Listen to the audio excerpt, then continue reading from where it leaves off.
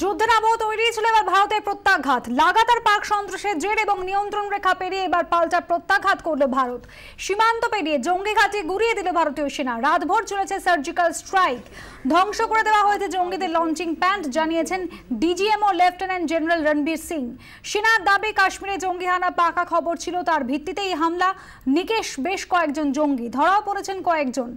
সঙ্গে হুঁশিয়ারি দেওয়া হয়েছে সেনার পক্ষ থেকে যে প্রয়োজনে ফের হামলা হবে।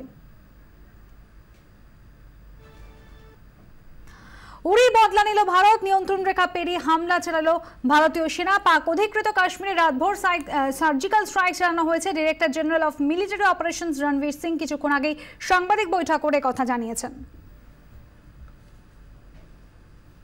कुछ आतंकवादी लाइन ऑफ कंट्रोल के साथ लॉन्च पैड्स के अंदर एकत्रित हुए हैं, इस इरादे के साथ कि वो घुसपैठ करके सीमा के इस पार जम्मू एंड कश्मीर के अंदर या भारत के महत्वपूर्ण शहरों के अंदर आतंकवादी हमले कर सकें।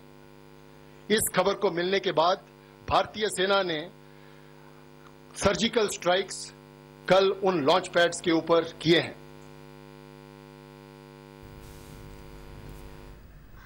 নিয়ন্ত্রণ রেখার ওপারে ঘুরিয়ে দেওয়া হয়েছে জঙ্গিদের লঞ্চিং প্যাড অর্থাৎ অনুপ্রবেশের আগে যেখানে জঙ্গিদের রাখা হয় সেই ঘাঁটি ঘুরিয়ে দিয়েছে ভারত। মারা গেছে বহু জঙ্গি। इन काउंटर टेररिस्ट ऑपरेशंस के दौरान आतंकवादी और उनके समर्थकों को भारी नुकसान पहुंचाया गया है और कईयों को उधर मार गिराया गया है। इन ऑपरेशंस को अब समाप्त कर दिया गया है,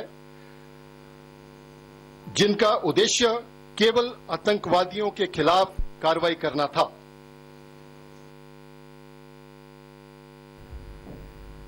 সরাসরি ছিল নয়াদিল্লিতে সাংবাদিকদের মুখোমুখি Venkaiah Naidu.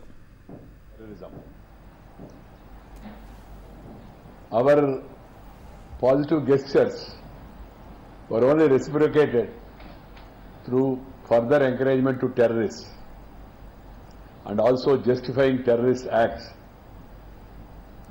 After the Uri terrorist attack, people of India were outraged, and the Prime Minister Sri Narendra Modi has reassured the nation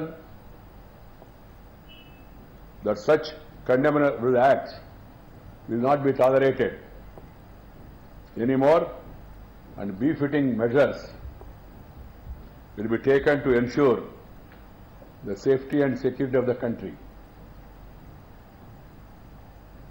The operations by our army yesterday night were part of their responsibility in defending the unity, safety and security of the country. It is proved now the country is safe in the hands of the Prime Minister and the army,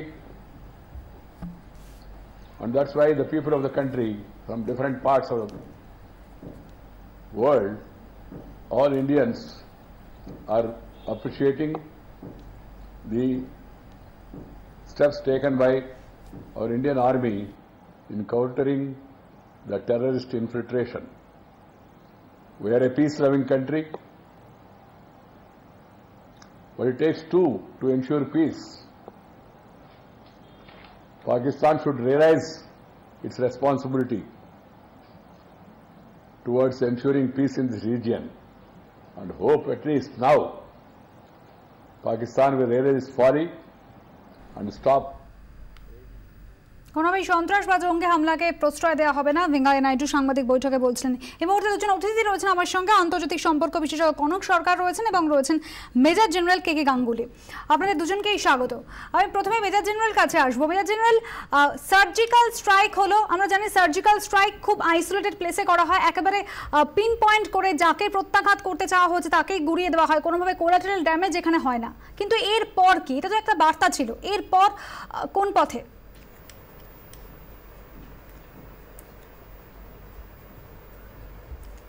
দেখুন, যদি পাকিস্তান বুঝে থাকে যে ভারত তার সহ্যের সীমার বাইরে চলে গিয়েছে, এবার সন্ত্রাসের ঘটনা ঘটালে প্রত্যাঘাত অনিবার্য, তাহলে হয়তো পাকিস্তান একটু সমঝিয়ে যাবে, ওই রকমভাবে আর সন্ত্রাসবাদী পাঠিয়ে প্রত্যাঘাত করবে না।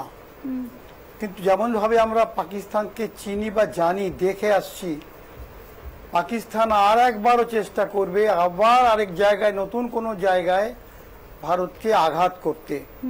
এবং ভারতও যদিও সমস্ত সীমান্ত ঘাঁটি থেকে আরম্ভ করে সন্ত্রাসবাদের যে এলওসি, যেটা লাইন অফ কন্ট্রোল, খুব শক্তভাবে এখন নিশ্চয়ই তারা ভারত ধরে রেখেছে, তা সত্ত্বেও ফাঁক ফোঁকর দিয়ে যদি এসে তারা আক্রমণ করে, তাহলে ভারতও আর চুপ করে থাকবে না।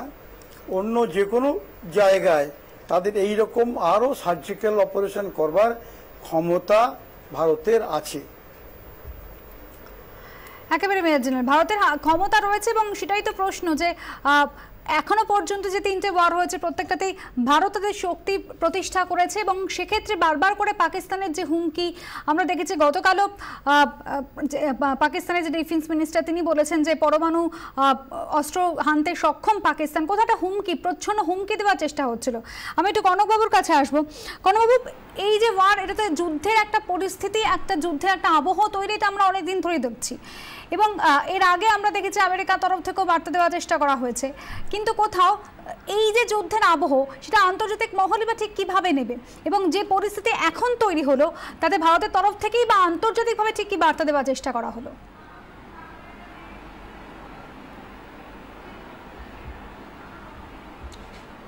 সেনাবাহিনীতে একটা কথা আছে, ক্যালকুলেটেড রিস্ক এবং ক্যালকুলেটেড রিস্ক।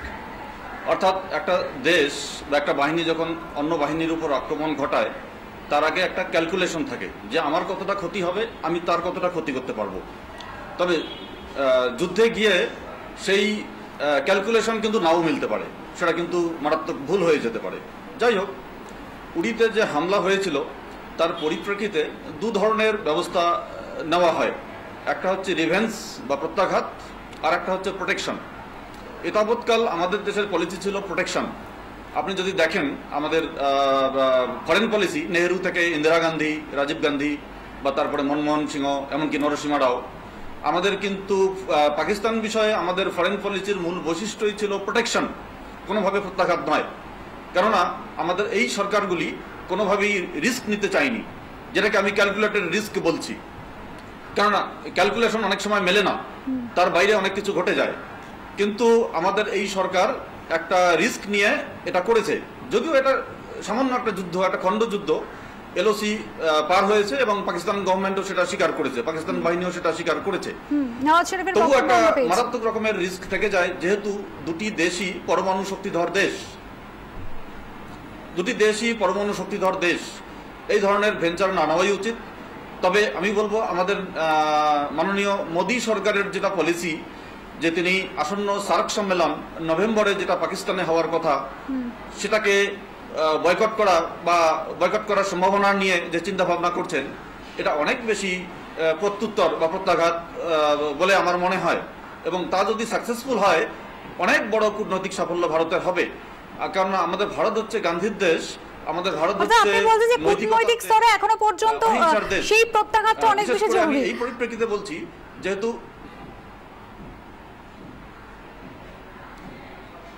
না হলেও যেহেতু এটা দুদেশী পরমাণু শক্তিধর দেশ এবং পাকিস্তান গভর্নমেন্ট কিন্তু মোটেও রেসপন্সিবল গভর্নমেন্ট নয়। পাকিস্তান গভর্নমেন্টের উপর কি বলে নিয়ন্ত্রণ আছে এরকম কিন্তু অনেকগুলো জঙ্গি গোষ্ঠী আছে, তারপর আপনার মৌলবাদী সংগঠন আছে, ধর্মীয় গোষ্ঠী আছে এবং আমাদের ভারতের গণতান্ত্রিক সরকারের যেমন একটা হোল্ড আছে সেনাবাহিনীর উপর, পাকিস্তানে কিন্তু সেটা অনেক বেশি দুর্বল, অনেক বেশি আলগা। পাকিস্তান সেনাবাহিনীর উপর পাকিস্তান গণতান্ত্রিক সরকারের নিয়ন্ত্রণ কিন্তু অনেক কম। ফলে এই যে পরমাণু শক্তিধর দুটো দেশ, একটা পরমাণু যুদ্ধের একটা আশঙ্কা কিন্তু থেকেই যায়।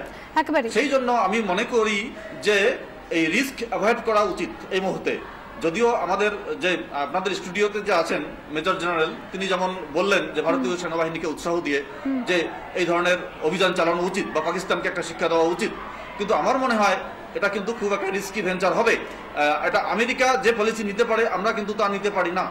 আমেরিকার সামরিক শক্তি অনেক বড়, আমেরিকার আন্তর্জাতিক প্রভাব অনেক বড়, আমরা কিন্তু সেই তুলনায় অনেক ক্ষুদ্র, অনেক ছোট। আমাদের পক্ষে কিন্তু সেই রিস্ক নেওয়া ঠিক হবে না। একেবারে আপনাদের দুজনকে অনুরোধ করবো আমাদের সঙ্গে থাকার জন্য। কোথাও একটা যুদ্ধের পরিস্থিতি তৈরি হয়েছে, কোনোভাবে যুদ্ধ নয়, সার্জিক্যাল স্ট্রাইক করা হয়েছে। আর ডিজিএমও স্পষ্ট করে দিয়েছেন যে যে লঞ্চিং প্যাডগুলো ছিল জঙ্গি ঘাঁটি যেখানে ছিল সেগুলো ভেঙে গুঁড়িয়ে দেওয়া হয়েছে। এরপর কি বোধহয় এই নিয়ে আলোচনা আবশ্যকতা রয়েছে।